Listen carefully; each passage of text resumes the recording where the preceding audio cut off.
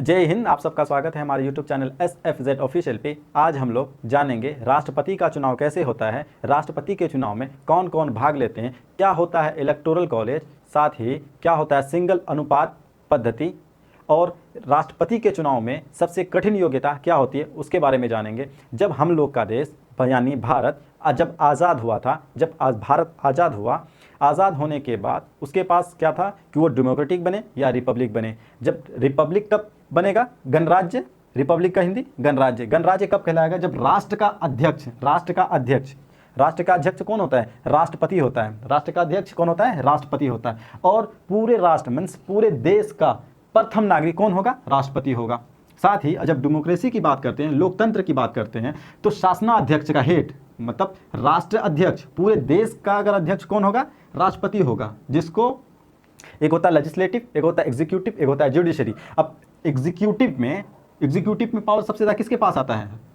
राष्ट्रपति के पास पावर आता है। और डेमोक्रेसी में लोकतंत्र में, जब लोकतंत्र किसको कहते हैं? जब मतलब वहाँ के जनता ने जिसको वोट दे करके, सबसे ज़्यादा वोट दे करके जिसको सरकार में बैठाया है, सरकार में बैठाती है, उसको बोलते हैं शासनाध्यक्ष। मतलब जो रूल करता है रूलिंग पार्टी को, मतलब उसका हेड कौन होता है? प्रधानमंत्री होता है।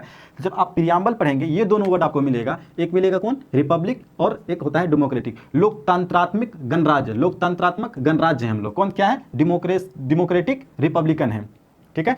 तो ये देखा कि राष्ट्र का अध्यक्ष, जब राष्ट्र का अध्यक्ष का चुनाव होता है कैसे होता है उसको हम समझेंगे, लेकिन उसके पहले उसके योग्यता क्या होती है कि पहले वो क्या होना चाहिए? एक भारत का नागरिक होना चाहिए।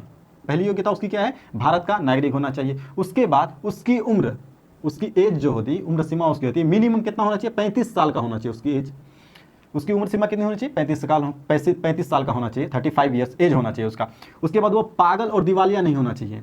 अब दिवालिया किसको कहते हैं? दिवालिया वो हुआ जैसे खुद इतना कर्जा लिया हुआ है, जितना प्रॉपर्टी है उसके पास उससे कई गुना उससे ज़्यादा वो कर्ज ले रखा है। अब वो कर्ज ले रखा है। अगर ऐसे लोग राष्ट्रपति बन जाएंगे तो क्या होगा? सबसे पहले तो अपना ही कर्जा माफ़ कर देगा वो।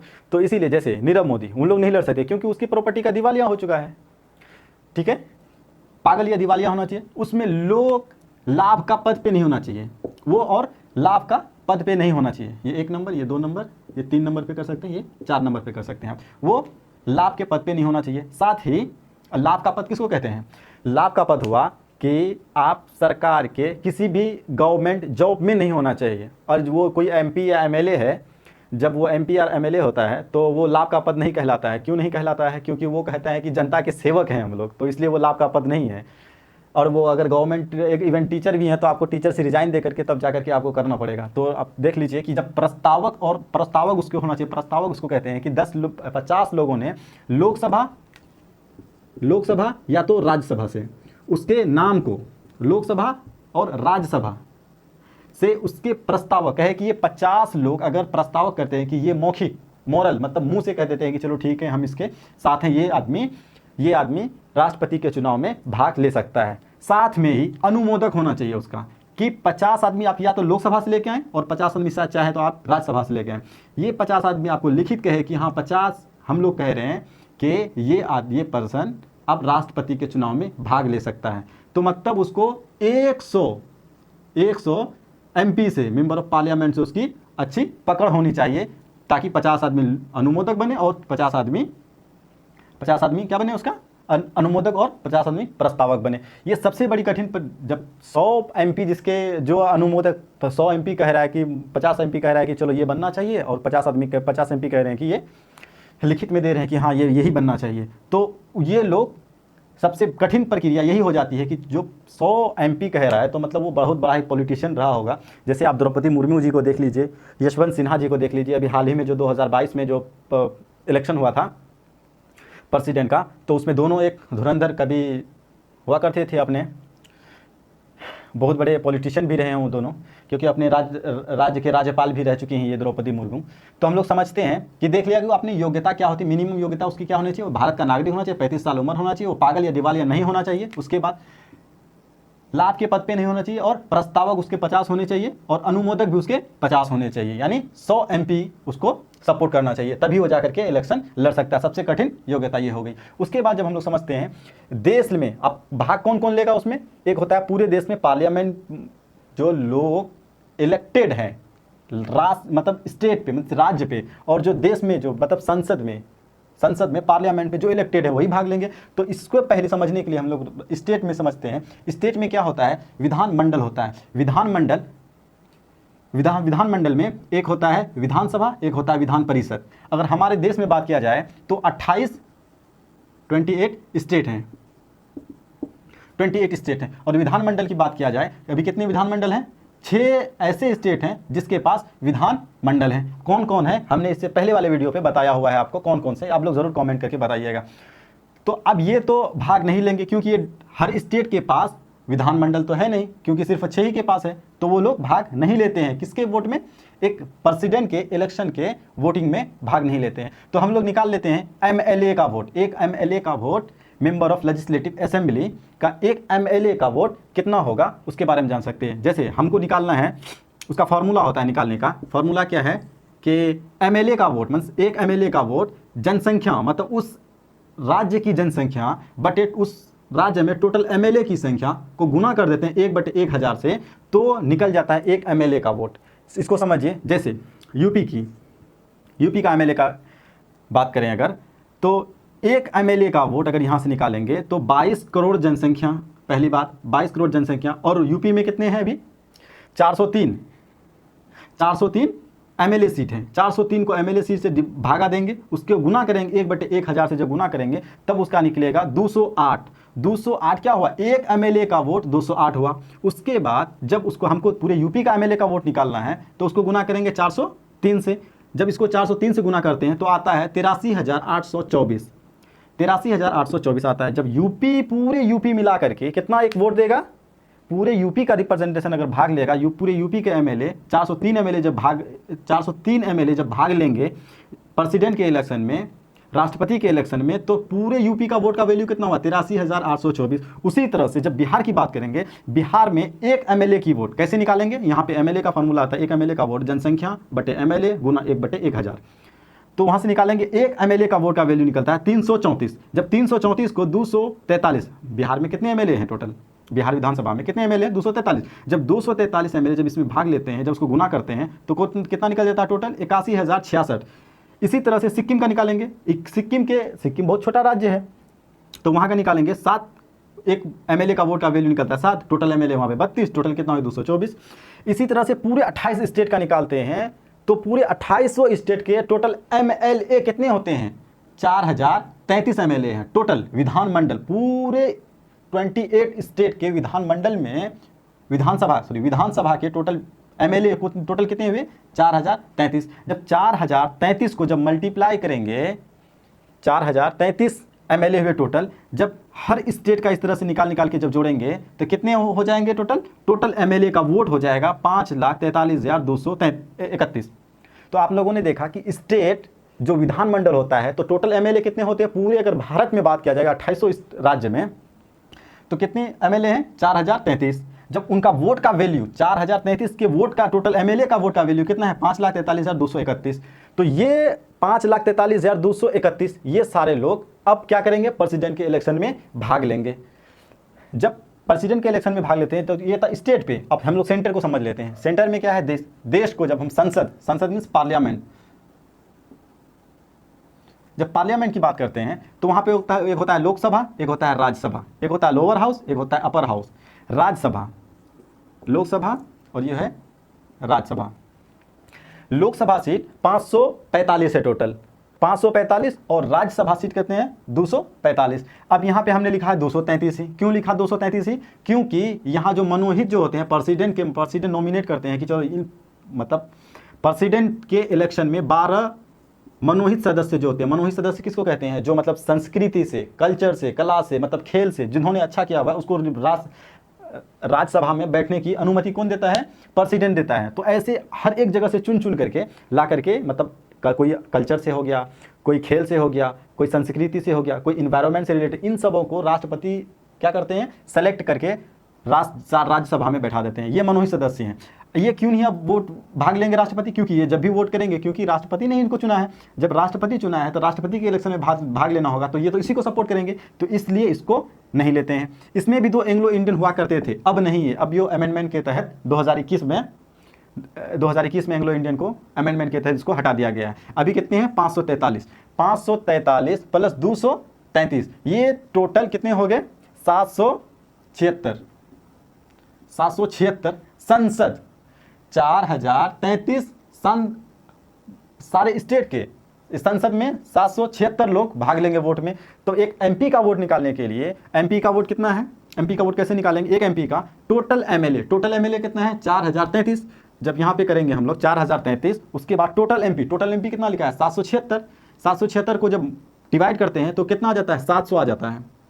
एक एमपी का वोट का वैल्यू कितना आ गया 700। जब टोटल एमपी का वैल्यू हमको निकालना हो, देखिए टोटल एमपी का वैल्यू जब निकालना हो तो 700, एक एमपी का वोट का वैल्यू कितना है 700 यहाँ पे निकाले हुए हैं। उसके बाद जब टोटल एमपी कितने हैं 776 एमपी है, जब इसको मल्टीप्लाई करते हैं तो 5,33,200 आते हैं। समझिए पूरे स्टेट 28 राज्य मिलकर के 5,43,231 वोट डाल रहे हैं। कितने लोग 4033 एमएलए, 4033 एमएलए और 776 एमपी दोनों को जोड़ करके मिला करके अगर वोट डाले, अगर पूरे हर स्टेट मिला करके कितने वोट डाल रहे हैं 5,43,231 और टोटल एमपी अगर वोट डाल रहे हैं तो 5,43,200। और जब इन दोनों को मल्टीप्लाई कर देते हैं, इन दोनों को जोड़ देते हैं, टोटल एमपी प्लस एमएलए, यही तो भाग लेंगे, टोटल एमपी प्लस एमएलए भाग लेंगे ना। टोटल एमपी कितना है 776 का वैल्यू कितना निकला है 5,43,200। उसके बाद टोटल एमएलए का वोट का वैल्यू टोटल कितना निकला 5,43,231। 5,43,000 जब दोनों को जोड़ते हैं तो कितना आता है 10,86,433। ये देखिए 10,43,431। राष्ट्रपति के इलेक्शन में अगर वोट डाला जाएगा तो कितने होंगे 4,033 प्लस 776, मतलब हो गया कितना आपका 47,000। ये 4,033 प्लस 776, इतने सदस्य मिलकर के टोटल वोट डालेंगे तो कितना वोट निकलेगा 10,86,431। इसी को कहते हैं इलेक्टोरल कॉलेज। मतलब कौन कौन वोटिंग में भाग लेंगे इसी को कहते हैं इलेक्टोरल कॉलेज। जो प्रेसिडेंट के इलेक्शन में भाग लेते हैं उसी को कहते हैं क्या है इलेक्टोरल कॉलेज। तो अब हम लोग समझते हैं सिंगल अनुपातिक पद्धति से इसका काउंटिंग कैसे होता है, इसको हम लोग देख लेते हैं। प्रेसिडेंट के इलेक्शन में खड़े हुए हैं या फिर उन्होंने कहा कि हम इलेक्शन लड़ेंगे, तो देखिए जब होता क्या है कि जब ए भी खड़ा है इलेक्शन में, बी भी है, सी भी है। अब यहाँ पे वोट कैसे दिया जाएगा कि सिंगल ट्रांसफरेबल वोट। जैसे आपने किसी एक को पसंद किया है, जैसे हमको लगा कि नहीं ए बहुत अच्छा है, हम ए को पहले फर्स्ट प्रायोरिटी देते हैं, मतलब पहले हम ए को वोट देंगे, पहले 1 नंबर में इसको रखें। हमको नहीं लगा कि नहीं बी को हम रखेंगे 3 नंबर पे, क्योंकि 3 लोग हैं 3 नंबर पे रखते हैं, और सी को हम दूसरे नंबर पे रखते हैं कि दूसरा मेरा चॉइस ये है कि सी जीते। अगर पहला अगर ए नहीं जीतता है तो दूसरा चॉइस मेरा सी है, अगर सी नहीं जीते तीसरी चॉइस मेरी क्या है कि बी जीते। तो इसी तरह से जब सेकंड पर्सन देगा, कहेगा नहीं ए को हम नहीं वोट देंगे 1 नंबर में, ए को दूसरे नंबर पे रखेंगे हम। जब इसको दूसरे नंबर पे रखेंगे, कहेगा नहीं इसको हम 1 नंबर पे रखें, बी को 1 नंबर पे रखें, उसके बाद सी को 3 नंबर पे रखेंगे। उसके बाद इसी तरह से कहेगा नहीं ए को अब हम 3 नंबर पे, जब तीसरा कोई वोट देने आएगा सी को 3 नंबर पे रखेंगे। उसके बाद जब बी को वोट देने की पारी आएगी उसको कहेगा 1 नंबर पे रखेंगे, उसके बाद कहेगा 2 और 3, 1 2, अब इसको हम 2 नंबर पे रखेंगे। इसी तरह से जब मान के चलिए कि और एक ने वोट दिया, इसको फिर 3 नंबर पे रखा, इसको फिर 2 नंबर पे रख दिया, इसको 1 नंबर पे रख दिया। अब उसी तरह से फिर दूसरा कोई एक वोट डालने आया, उसने क्या किया कि इसको 1 नंबर पे रख दिया, इसको 2 नंबर पे रख दिया, इसको फिर 3 नंबर पे कर दिया। तब इसी तरह से 4,033 लोग प्लस 776 लोग वोट डालेंगे, इसी तरह से डालते रहते हैं। तब होता क्या है कि जब हम लोग तो उतना तो कर नहीं सकते ना, करने के लिए कर सकते हैं, लेकिन फिर भी हम यहाँ पे देख लेते हैं समझने के लिए। अब क्या होगा, इसकी काउंटिंग होगी, गिनती होगी। प्रथम चरण में क्या होगा कि देखेंगे सबसे पहले एक बार किसने सबसे ज़्यादा एक को कितनी बार वरीयता मिली है। जैसे ए को कितने आदमी ने 1 नंबर पे रखा है कि 1 ही जीतना चाहिए, 1 यहाँ पे है, 1 2 लोगों ने कहा कि फर्स्ट प्रेफरेंस मेरा कौन है, ए है। उसके बाद फिर बी का देखा जाएगा, बी को फर्स्ट प्रेफरेंस में कितने लोगों ने रखा है। यहाँ पे देखिए 1 ने रखा है किसी ने, फिर इसके बाद यहाँ पे रखा है 2 लोगों ने इसको वरीयता दिया है कि 1 नंबर पे ये रहे। उसके बाद क्या किया कि सी नंबर में, सी नंबर को देखिए कितनी बार एक फर्स्ट मतलब एक किसने चाहा कि मतलब पहले मेरा सी प्रेसिडेंट बने, एक ही ने चाहा, तो एक को इसको रखेंगे यहाँ पे। तब देखिए सबसे ज़्यादा वोट इसको मिला, उसके बाद इसको मिला, मतलब ये दोनों को बराबर मिला, इसको तो मिला ही नहीं, अब ये वोट से बाहर, मतलब ये अब प्रेसिडेंट बनने के लायक नहीं है। क्यों? क्योंकि ये दोनों का वोट बराबर है और ये इसका वोट खत्म हो गया। अब इसका वोट क्या होगा, इन दोनों में ट्रांसफर हो जाता है, इसी को कहते हैं ट्रांसफरेबल वोट। अब देखिए, अब प्रथम चरण में कोई जीता, ये नहीं जीता, क्योंकि ये भी बराबर, ये भी बराबर है।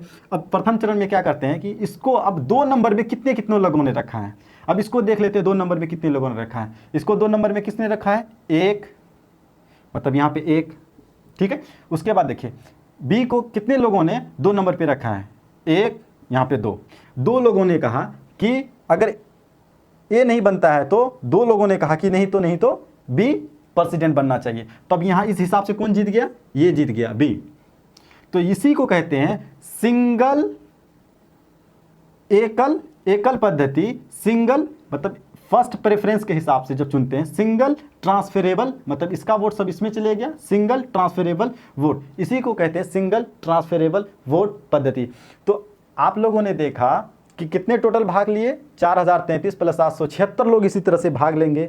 तो उसका लास्ट में प्रथम चरण, द्वितीय चरण, जब प्रथम चरण करते करते तो हो जाता है किसी का, तो वो जैसे यहाँ पे अगर 3 लोगों ने इसको कहता है कि नहीं आप 1 नंबर पे रहे, तो यही जीतता पहले, लेकिन यहाँ प्रथम चरण में नहीं हुआ तो द्वितीय चरण में हुआ, द्वितीय चरण में हुआ।